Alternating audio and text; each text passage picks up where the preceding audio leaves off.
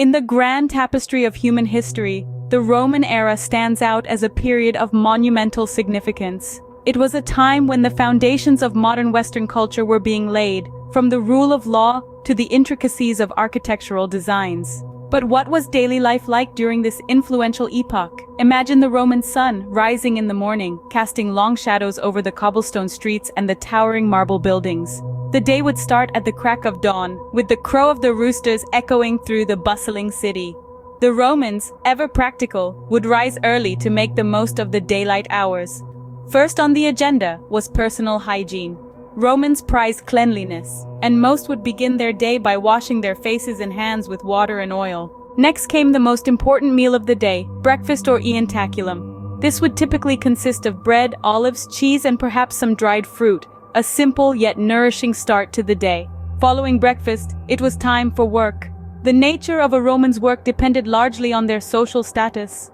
Slaves, the backbone of the Roman economy, would toil in fields, mines, and homes, while free men might work as soldiers, merchants, or artisans. After a morning of labor, the Romans would break for lunch, known as prandium. This was a light meal, often consisting of leftovers from the previous night's dinner.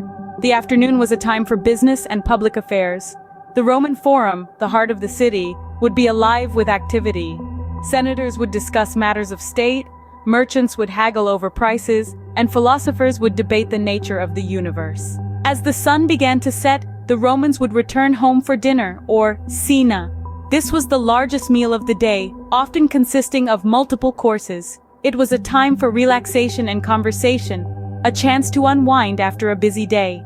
Finally, the Romans would end their day much as they began it. With hygiene, they would bathe in the public baths, a social as well as a sanitary activity. Then it was off to bed, to rest up for another busy day. To summarize, the daily life of a Roman was structured and disciplined. It was a balance of work, leisure, and social interaction.